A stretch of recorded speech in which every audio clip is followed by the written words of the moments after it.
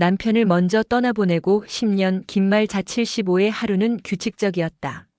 새벽 5시 라디오 체조, 복지관 아침죽, 경로당 바둑 한 수.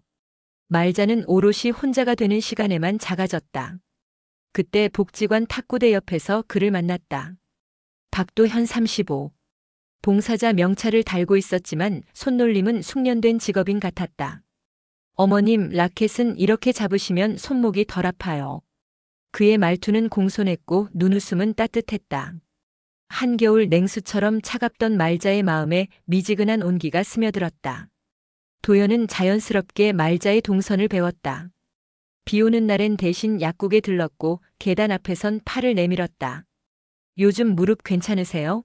살살 걸으면 괜찮아. 그가 가져다 준 단팥빵을 반으로 나눠 먹던 날 말자는 오래된 모포를 끌어당기듯 눈가를 훔쳤다. 젊은 사람이 왜 이렇게 자상해? 저도 어릴 때 할머니 손에서 컸거든요. 소문은 빠르다.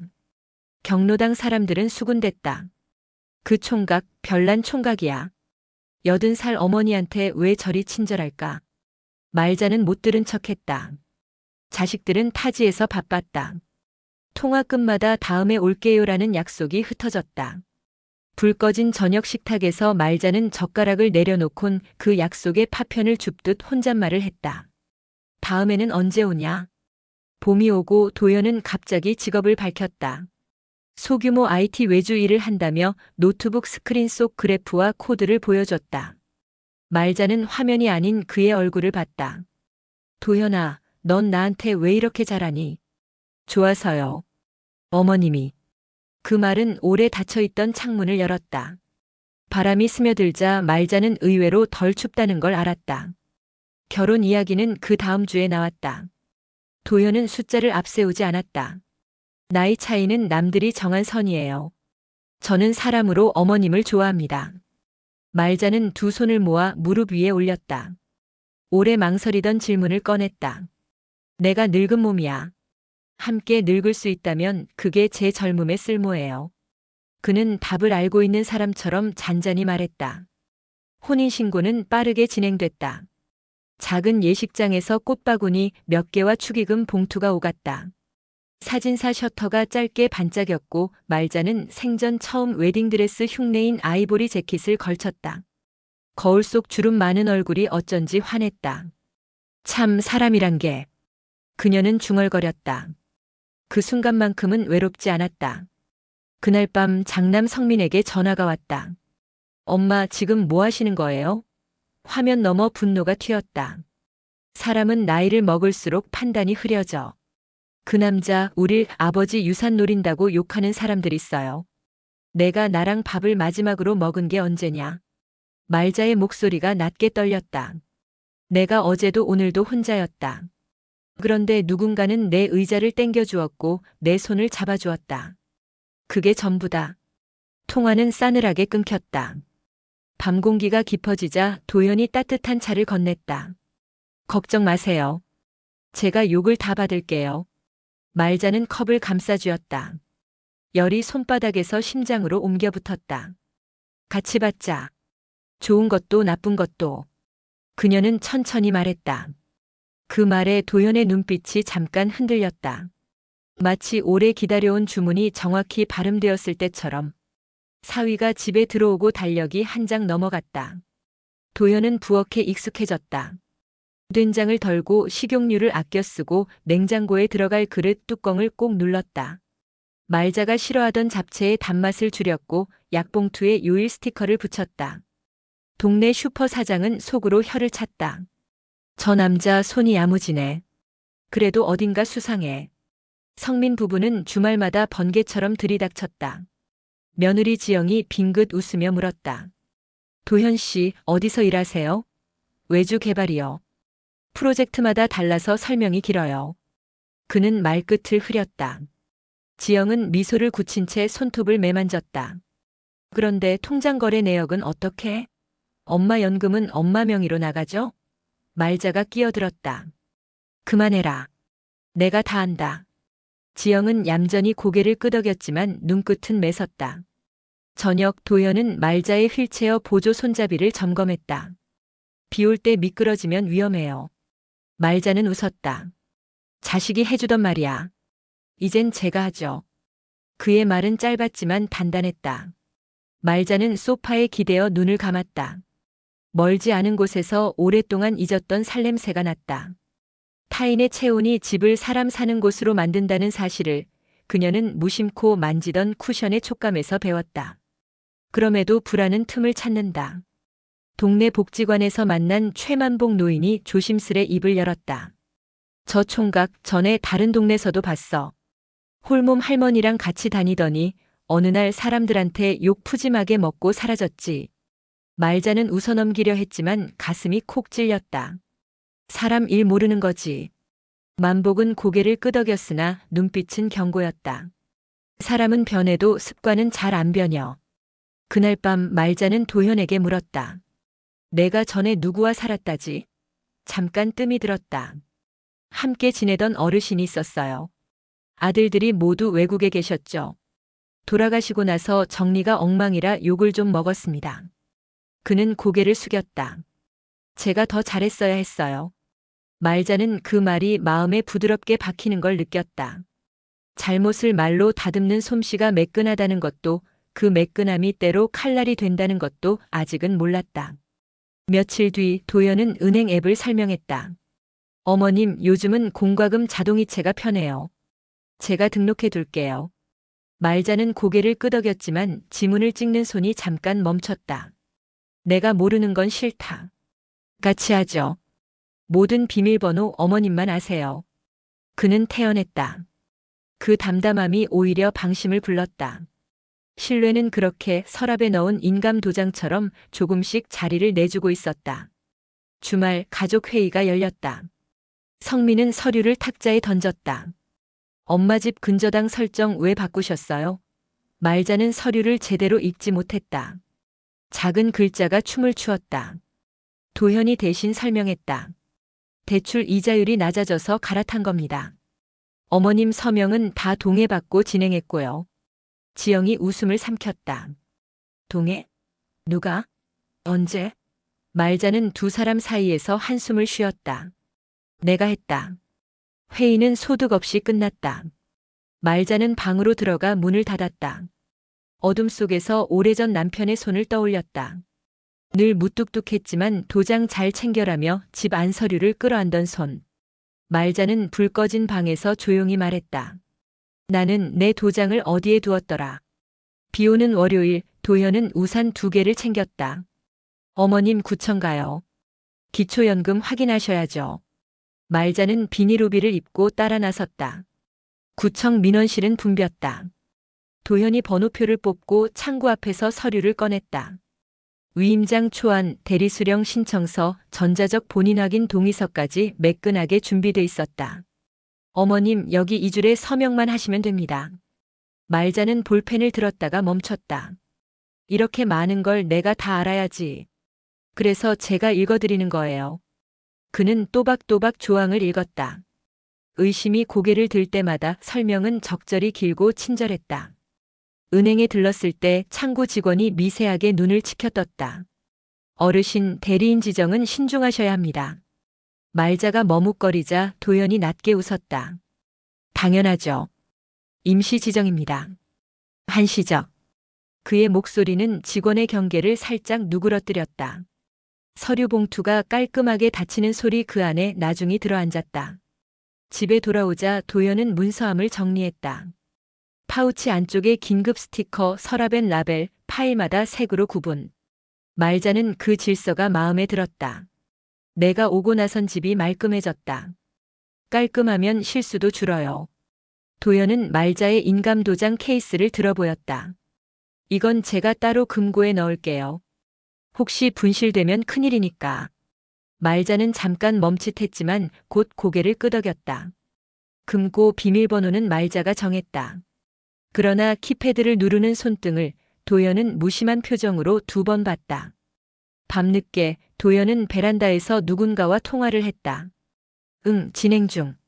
노인장기 요양 등급은 아직. 아니, 그건 서둘 필요 없어. 먼저 연금 수령 위임부터 묶어야지. 그의 목소리는 건조했다. 부동산은 근저당 재설정했고 상속은 유류분 10이 나기 전에 공증으로 증여분 분산하는 쪽으로. 짧은 침묵. 그래. 소음 내지 말고. 다음 날 아침 말자는 우체국에서 작은 상자를 찾았다. 남편이 생전에 쓰던 낡은 도장 빨간 케이스가 너덜너덜했다. 추억은 버려도 도장은 놓지 마라. 남편의 말이 돌아왔다. 그녀는 도장을 서랍 깊은 곳에 넣었다. 그때 도현이 문을 두드렸다. 어머님, 보험사에서 연락 왔어요. 수익자 변경건 말자는 눈을 올렸다. 수익자? 응급 상황 대비 차원이에요. 자녀분 성함 그대로 두고 제 연락처만 백업으로. 그는 한 발 물러서며 양보하는 척했다. 불편하시면 안 해도 괜찮습니다. 그 미소는 칼날에 달린 리본처럼 위험하게 예뻤다. 저녁, 이웃 최만복이 찾아왔다. 그의 손에는 구겨진 신문 스크랩이 들려 있었다. 노인연금 노리는 연애 사기, 가족들 주의. 만복이 낮게 말했다. 말자야, 무릎이 시리면 비가 온다. 마음이 시리면 누군가를 의심해봐야 한다. 말자는 스크랩을 접어 서랍에 넣었다. 사람은 믿으면서 사는 거야. 믿는 것과 맡기는 건 다르다. 만복의 말은 오래된 목재처럼 건조했고 그래서 더 큰 소리를 냈다. 그날 밤 말자는 잠이 오지 않았다. 베란다에서 흘러들어온 도연의 낮은 노랫소리에 눈을 감았다가 문득 떠올랐다. 낮에 은행 직원이 말하던 마지막 한 줄. 대리인 지정은 언제든 해지하실 수 있습니다. 그녀는 몸을 일으켰다. 금고 앞에 섰다. 숫자를 누르려다 멈칫. 혹시 누군가가 내 손등을 봤다면? 그녀는 불을 껐다. 어둠 속 숫자 패드의 미약한 불빛이 파도처럼 떨렸다. 새벽녘 도현의 휴대폰이 테이블 위에서 진동했다. 메시지 미리 보기. 형, 다음 타깃은 언제 정리? 그는 툭 휴대폰을 엎었다. 거실 한 구석에서 잠깐 흔들린 그의 그림자가 벽에 걸렸다. 말자는 문틈으로 그 그림자를 보았다. 사람의 진심은 말에만 있지 않았다. 그림자에도 있었다. 그리고 그 그림자는 지금 길고 어두웠다. 비가 그친 저녁 말자는 소파에 앉아 창밖 젖은 골목을 바라봤다. 무릉덩이에 가로등 불빛이 찰랑거렸다. 도현은 부엌에서 국을 데우며 어머님, 나트륨 줄였어요 라고 말했다. 평범하고 다정한 말들이 집안을 채웠지만 말자의 귀에선 낮에 들었던 은행 직원의 목소리가 자꾸만 되감기됐다. 대리인 지정은 언제든 해지하실 수 있습니다. 언제든. 그 두 글자는 위안이었고 동시에 경고였다. 그날 밤 지영에게서 전화가 왔다. 어머니, 잠깐 뵈어요. 지영은 현관 앞에서 우산을 털고 들어오며 낮은 목소리로 말했다. 엄마, 저 오늘 도현 씨 뒤를 좀 밟았어요. 말자의 손에 쥐고 있던 리모컨이 살짝 흔들렸다. 음법에 걸리는 일이다. 카페에서 앉아만 있었어요. 지영은 태블릿을 열었다. 화면에는 코워킹 스페이스에서 노트북을 펴고 앉아 있는 도현, 그리고 오후 늦게 다른 남자둘과 만나는 모습이 담겨 있었다. 남자 중 한 명이 봉투를 내려놓자 도현이 슬쩍 그 봉투를 자신의 서류 가방 밑으로 밀어 넣었다. 저 봉투 돈 같았어요. 말자는 화면을 보며 숨을 멈췄다가 억지로 내쉬었다. 사업하는 사람은 거래도 하지. 지영이 입술을 다물었다. 맞아요. 그래서 확실히 하려고요. 저도 사업하는 사람이라 알고 싶어요. 무슨 일을 하는지, 어떤 계약을 하는지.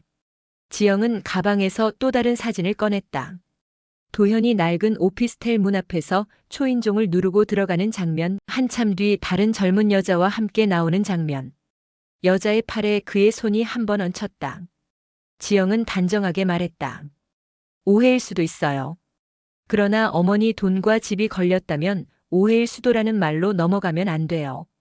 그날 밤 말자는 거실 불을 끄고 금고 앞에 섰다. 숫자를 누르는 손을 일부러 천천히 움직였다. 딸깍 문이 열렸다. 인감도장 케이스, 집 등기부등본, 유언장 초안 남편이 아프던 시절 대충 써둔 메모를 재단. 변호사가 정리해준 것 모두 제자리에 있었다. 그런데 인감도장 케이스 옆 작은 빨간 스탬프 잉크가 미세하게 묻은 자국이 보였다. 말자는 그 자국을 손가락으로 쓸었다. 내가 썼었나? 아무리 뒤집어도 기억이 나지 않았다. 다음 날 최만복이 복지관 앞에서 말을 끊었다. 말자야, 오늘 저녁 우리 노인의 모임 나온다며? 피곤해서 못 갈래. 만복이 한숨을 쉬었다. 사람들은 무리가 있어야 정신이 덜 흔들린다.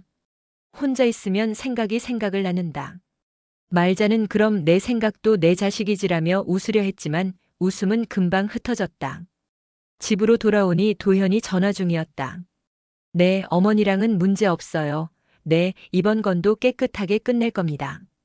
그의 목소리는 여느 때처럼 차분했다. 말자는 무심한 척 물컵을 채우며 물었다. 오늘 어디 갔었니? 은행, 구청, 그리고 작업실. 작업실 여자랑 같이 있는 사진을 봤다. 말은 한 번 나오고 나니 스스로 걸음을 재촉했다. 도현이 멈칫했다.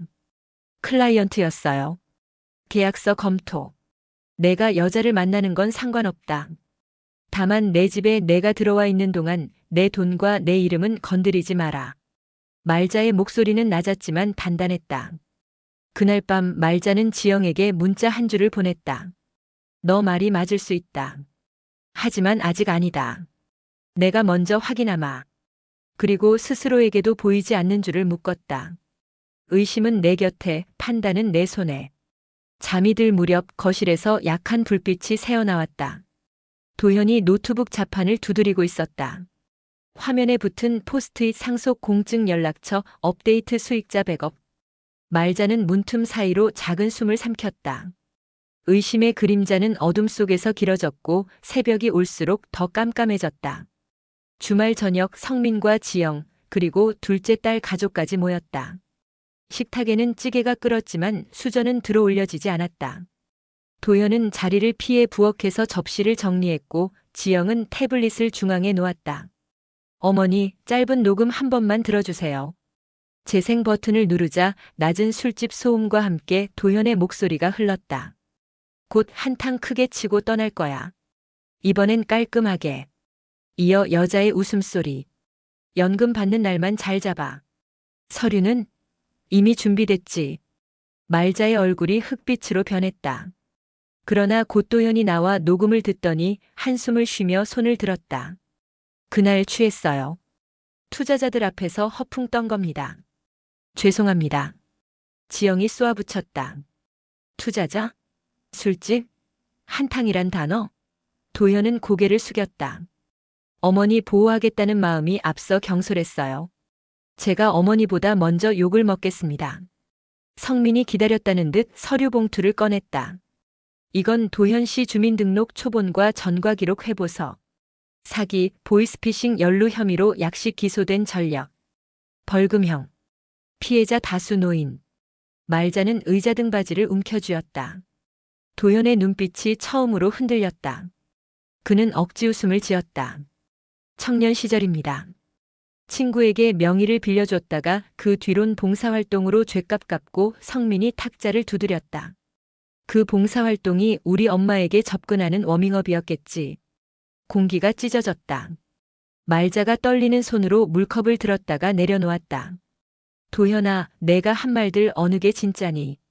도현은 말자를 똑바로 바라봤다. 어머님, 저는 그때 현관 초인종이 울렸다. 최만복이 서 있었다. 그의 손엔 구청에서 발급받은 대리인 지정 해지 문서가 있었다. 말자야, 너 서류 해지하러 같이 가자. 지금 당장. 만복은 식탁의 긴장에 아랑곳하지 않았다. 늦으면 늦을수록 서류는 늘어난다. 말자는 코트를 집어들었다. 금방 다녀오마.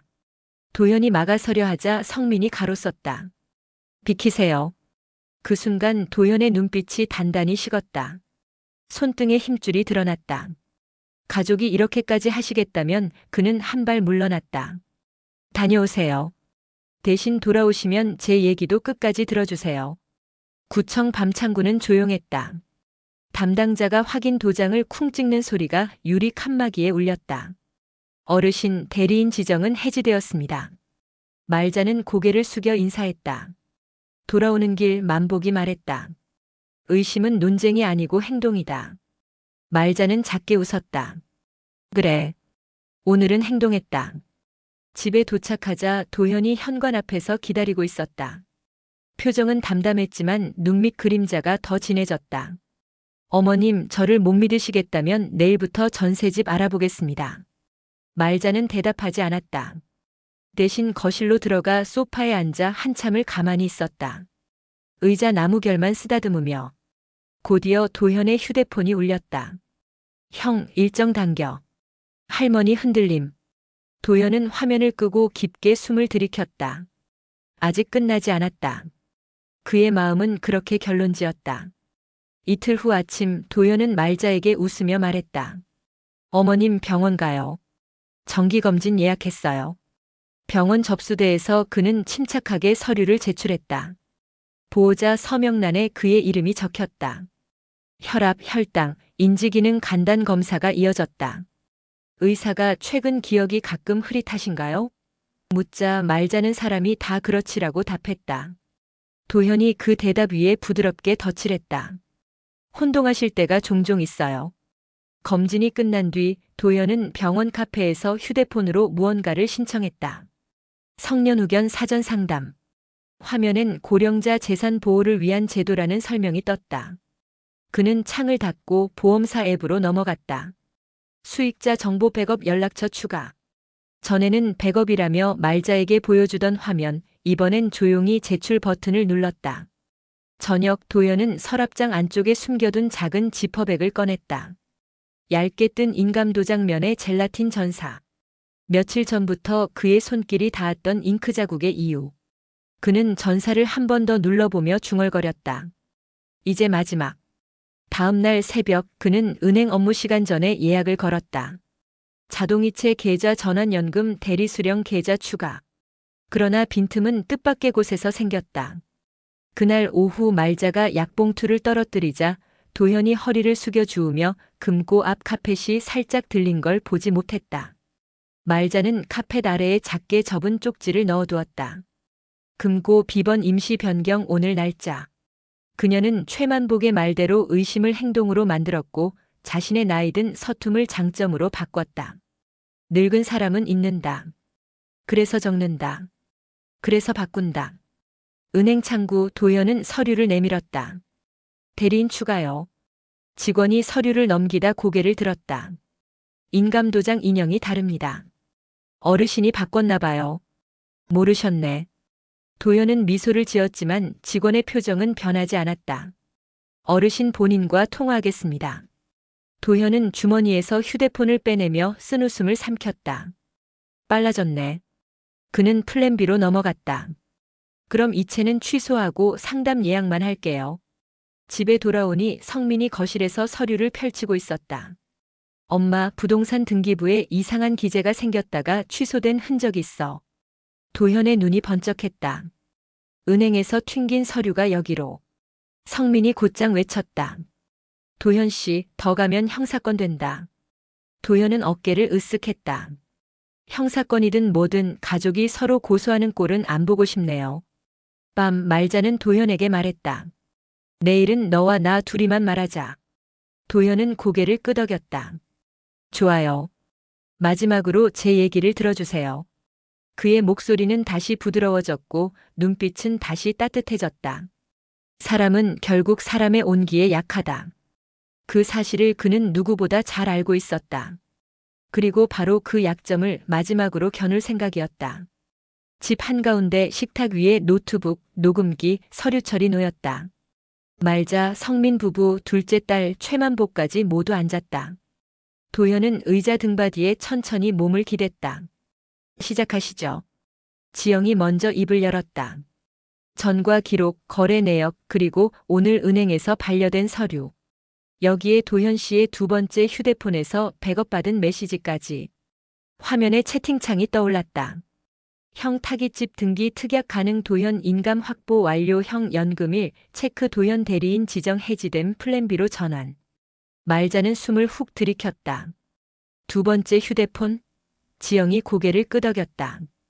오피스텔에서 나온 쓰레기 봉투에서 꺼냈어요. 폰박스에 남아있던 IMEI와 통신사 정보로 확인했습니다. 도현의 표정이 처음으로 무너졌다. 그러나 그는 곧 웃음을 만들었다. 증거 수집 과정이 불법인데요. 성민이 단호하게 말했다. 사적 영역에 버려진 물건은 증거 능력 인정될 수 있어. 변호사 확인받았어. 최만복이 탁자를 툭 쳤다. 말자야, 내 마음이 중요하다. 내가 이 사내를 집에서 내보낼지 아니면 말자가 그 말을 잘랐다. 아니다. 오늘은 끝까지 듣자. 내 입으로. 도현이 두 손을 깍지 꼈다. 맞아요. 저는 잘못했어요. 어릴 때부터 가난했고 어머님 같은 분들 곁에서 돈이 움직이는 걸 봤죠. 보호라는 이름으로. 저는 그 기회를 내 것으로 만들려 했고 어머님을 좋아했습니다. 지영이 비웃었다. 좋아서 수익자 백업? 좋아서 대리인 지정? 도현은 고개를 저었다. 좋아서 더 오래 곁에 있고 싶었어요. 돈이면 붙잡을 수 있을 줄 알았어요. 그 순간 초인종이 울렸다. 문틈으로 파란 조끼가 보였다. 구청 사회복지 공무원과 동행 경찰이었다. 민원 접수로 방문했습니다. 고령자 재산 피해 의심. 누군가가 알렸다. 아마 은행에서 아마 구청에서. 집 안 공기가 바뀌었다. 도현은 벌떡 일어났다. 잠깐만요. 여긴 사적 공간이고 경찰이 신분증을 내밀며 말했다. 사적 공간에서도 범죄가 이루어질 수 있습니다. 동행 요청합니다. 도현이 현관 쪽으로 한 발 내딛는 순간 성민이 그의 가방을 잡아당겼다. 서류가 쏟아졌다. 성년후견 묵시적 동의 문서가 위로 떠올랐다. 말자가 그 종이를 보는 순간 다리가 풀렸다. 나를 후견인 아래 두려고.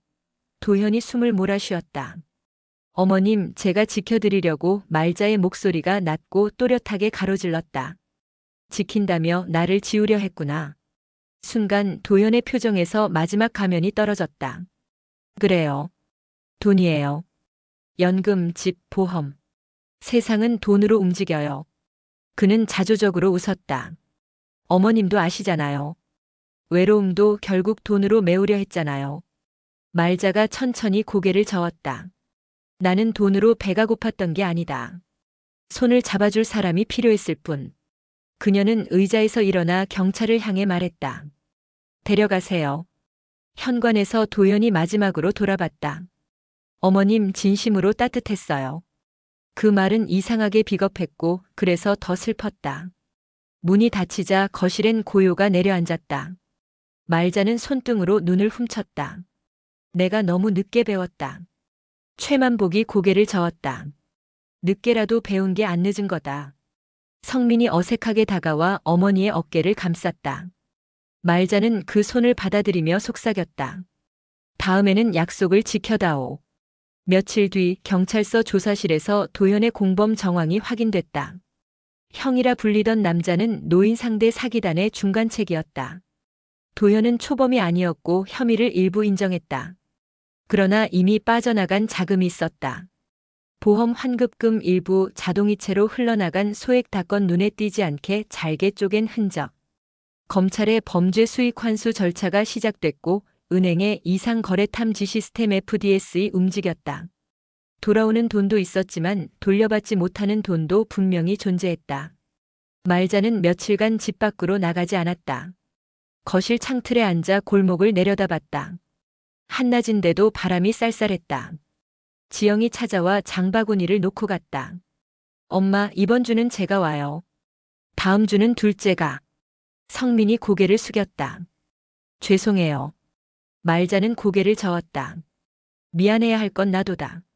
내 외로움을 남에게 맡기고 너희를 오해했으니까. 성민이 어정쩡하게 웃었다. 다음에는 진짜 다음 주에 올게요. 약속. 그날 오후 구청에서 상담사가 방문했다. 노인 금융 피해 예방 체크리스트를 하나씩 체크했다. 대리인 지정 해지, OTP 관리, 공인 서류 보관, 통장 쪼개기. 말자는 작은 수첩에 굵은 글씨로 적었다. 믿는 것과 맡기는 건 다르다. 최만복이 옆에서 고개를 끄덕였다. 그래, 그리고 사람은 혼자 두지 말자. 말자는 웃었다. 알았다. 이번 주 노인의 모임 내가 차나르마. 저녁 말자는 금고를 열어 옛 유언장 초안을 꺼냈다. 재단 변호사에게 전화를 걸었다. 유언장을 새로 쓰고 내 연금의 일부는 고령자 금융사기 피해 지원 기금으로 기부하마. 조건은 하나. 내 이름은 빼고. 변호사가 잠시 침묵하더니 웃음 섞인 목소리로 답했다. 멋지십니다. 말자는 고개를 저었다. 멋짐이 아니라 겁이다. 내가 겁이 나서 다음 사람은 덜 겁내길 바라는 것. 며칠 뒤 경찰서 현관에서 도현과 마지막으로 마주쳤다. 그는 수갑을 찬 손으로 미세하게 목례했다. 어머님 죄송합니다. 말자는 한 걸음 물러섰다. 다음엔 누구의 어머니도 붙잡지 마라. 내 외로움은 내가 감당해라. 도현은 미소도 울음도 아닌 표정으로 고개를 끄덕였다. 그 말이 그에게 닿았는지 허공에 흩어졌는지는 중요하지 않았다. 말자는 더 이상 그의 표정을 읽으려 하지 않았다. 봄비가 내리던 날 말자는 복지관에 갔다. 식당 입구에서 신입 봉사자가 멍하니 큰 냄비를 들고 서 있었다.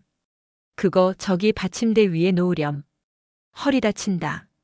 말자는 자신도 모르게 손을 뻗어 받쳤다. 누군가의 짐을 잠깐 들어주는 일, 그것이 그녀가 다시 택한 삶의 모양이었다. 집으로 돌아오는 길 가게 유리에 비친 자신의 얼굴을 보았다. 여전히 주름 많고 여전히 나이 들었지만 눈빛은 예전보다 덜 흔들렸다. 현관을 열고 들어가 불을 켰다. 빈 거실에 따뜻한 노란빛이 번졌다. 말자는 식탁 위 작은 메모를 보았다. 다음 주에 올게. 성민. 그녀는 펜을 들어 옆에 덧붙였다. 기다릴게. 그리고 오늘은 내가 나를 지킨 날. 창밖 비가 잦아들었다. 무릉덩이에 비친 가로등이 흔들리다 곧 반듯해졌다. 말자는 창문을 닫으며 조용히 중얼거렸다. 연금술은 없었다.